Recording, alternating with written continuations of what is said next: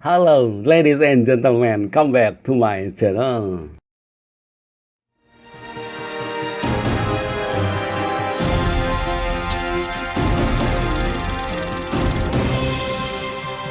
Kali ini akan mengulir alur cerita film Thailand dengan judul Triaum 3D yang disusun sutradara Pesanon Tubazira, Kirati Nagintanon, dan Isara Nadi, dibintangi oleh Ray McDonald, Bagus Zirakul, Sakrit Yamnan, dan bintang lainnya.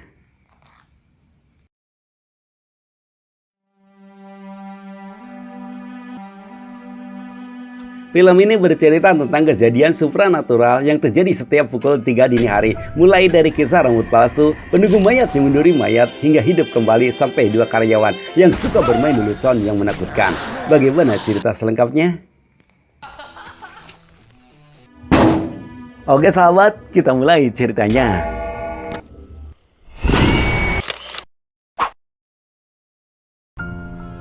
Film ini dimulai di sebuah toko rambut palsu alias wig, di mana seorang wanita bernama Mei sedang sibuk merapikan rambut palsu yang baru dibelinya. Sedangkan kakaknya bernama Min sedang enak-enak makan mie. Pada suatu hari, datang seorang wanita pemasok rambut palsu. Setelah dibayar, Mei mencuci rambut yang baru dibelinya lalu dikeringkan. Pada saat Mei menyisir rambut palsu, tiba-tiba ketika Mei sibuk mengurus wig barunya, Min justru keluar bersama pelayan tokonya, meninggalkan Mei seorang diri. Tepat pukul 8 malam, Mei menutup tokonya. Lalu ia mencuci muka. Tiba-tiba dari pembuangan air wastafel,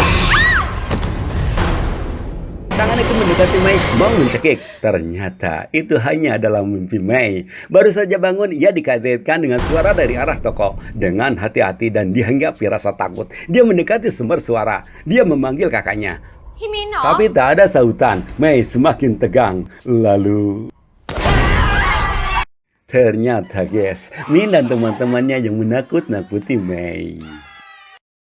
Setengah 2, Mei menutup tokonya. Sementara Min dan teman-temannya senang asik minum-minum. Lalu Lin memakai wig ditertaui teman-temannya. Pada saat yang bersamaan, Mei datang melarang mereka mempermainkan wig dan menyuruh mereka jangan berisik karena mengganggu tetangga. Mendengar nasihat adiknya, Min marah dan melemparkan wig ke Lin untuk mengembalikan wig itu ke tempatnya. Dan Lin pun langsung beranjak. Pada saat yang bersamaan, waktu menunjukkan pukul 3 dini hari. Tiba-tiba lampu padam. Tiba-tiba pula leher dan mata Lin dicengkram. Tangan misterius. Spontan Lin menjerit. Min dan teman-temannya pun langsung mencari Lin. Ketika mereka melihat darah, mereka kaget. Apalagi saat mereka ketakutan dan berhamburan keluar, namun terjaga rolling door yang tak bisa dibuka. Lalu mereka mencari benda untuk dipukulkan ke kunci yang macet. Jum pun ikut mencari. Dia pergi ke dapur dan mengambil kunci Inggris. Namun di pihak lain, ketika Pon memukul kunci, dia teringat Jum. Ia langsung mencarinya, diikuti oleh teman-temannya. Tak lama kemudian, mereka menemukan Jum yang sedang duduk menangis. Sewaktu Jum dibangunkan, dari perut Jum keluar tangan misterius, membuat tubuh Jum terpental hingga perlaya, dan teman-temannya meninggalkan Jum. Tak berapa lama kemudian, Pon pun menyusul.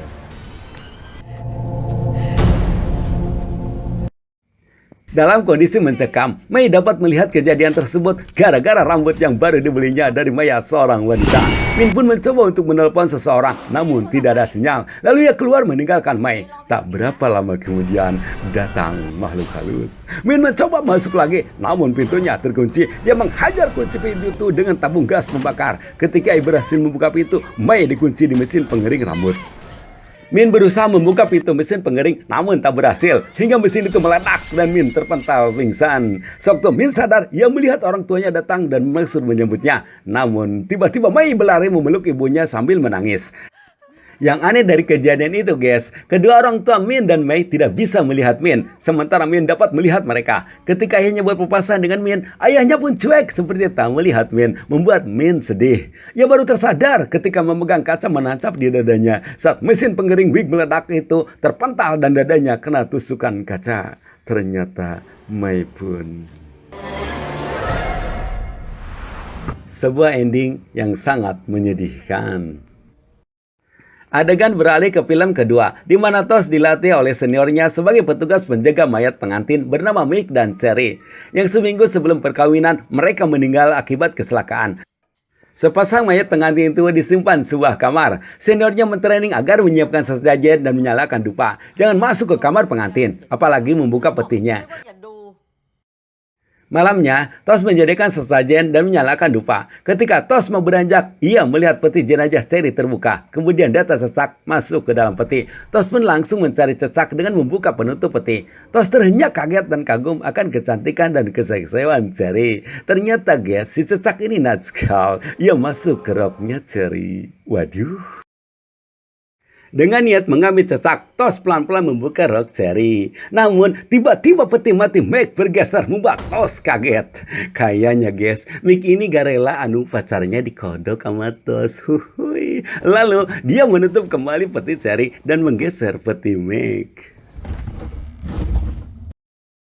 Saat di kamar, Tos membuka laci dan menemukan dompet. Ketika dia membuka dompetnya, di dalamnya ada CD, lalu ia putar. Namun, DVD-nya tak bisa muter. Kemudian dia membuka dokumen kamera. Dalam kamera itu terdapat foto-foto Cherry memakai gaun pengantin. Namun dia keheranan saat melihat foto Cherry terikat tali. Rasa heran Tos terbawa mimpi, ia melihat bercak darah di lantai dan menemukan benang. Lalu ia mengikuti kemana arah benang. Ternyata, benang itu yang dipakainya menjahit dada Cherry. Cherry seperti diminta tolong. Sewaktu Tos mau mendekati, Mick mendekap dari belakang dan menyeret Cherry. Ketika ia terbangun, ia dikaitkan dengan TV menyala sendiri yang menggambarkan Cherry sedang diikat Mick. Ia pun langsung ke ruangan peti mati. Ternyata peti Cherry sudah terbuka. Lalu ia mendorong peti Mick untuk dipisahkan dengan peti Cherry dan mengikat peti Mick. Cerita selanjutnya, Tos membuka jahitan luka yang ada pada Cherry, memandikan sambil berkata bahwa mulai sekarang dirinya akan menjaga Cherry dan memperlakukan Cherry seperti orang hidup dengan penuh cinta sampai dibawa tidur bersama. Hai. Suatu malam, ia terjaga dari tidur karena ada suara seperti peti terbuka. Tos keluar kamar menuju peti Mick. Ternyata peti Mick sudah terbuka dan Mick sudah tidak ada. Kemudian ia kembali ke kamar. Ia kaget karena Cherry tidak ada di ranjang. Tos berteriak, "Mengapa kamu Mick tidak mau melepaskan Cherry?" Selepas berhenti berteriak, dia diserang makhluk yang tak berwujud. Lalu ada yang menyeret dan ditusuk paku, membuat ia kesakitan. Ketika melihat ke belakang, ada mayat. Tos kaget. Kegagetan pertama saat melihat Cherry diikat sedang menangis yang divideokan oleh Mick. Cherry menghibah untuk dilepaskan ikatannya. Sebelum ikatannya dilepas, Mick mengharapkan agar Cherry tidak menyakiti dirinya sendiri. Setelah ikatnya terlepas, Cherry menghancurkan guci, kemudian ia mengambil ujung guci yang runcing, lalu ia keluar dikejar Mick sambil merebut ujung guci. Ketika Cherry berusaha untuk mempertahankan ujung guci itu, terjadi kejadian tak terduga.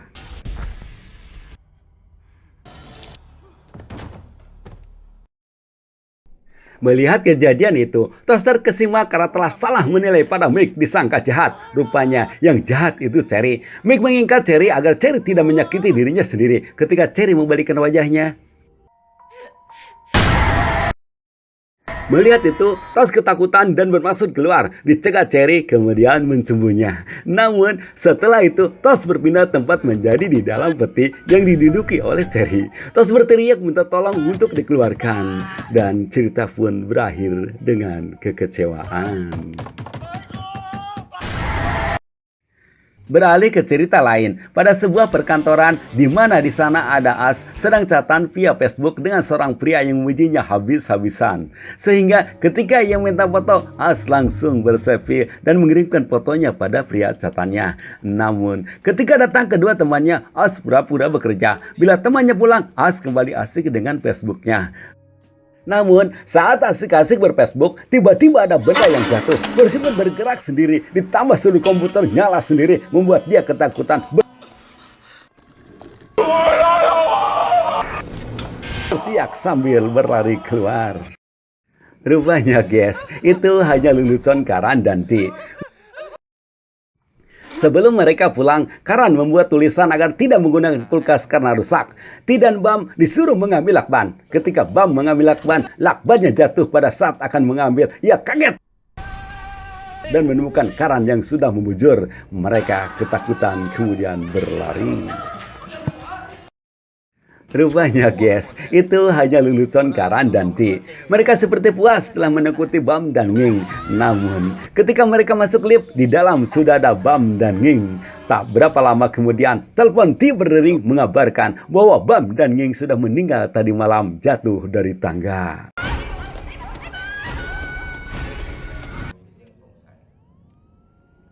Waduh, terus siapa yang di belakang mereka? Dan film pun tamat. Itulah sahabat, alur cerita film 3M 3D. Semoga dapat menghibur. Serio, bye-bye.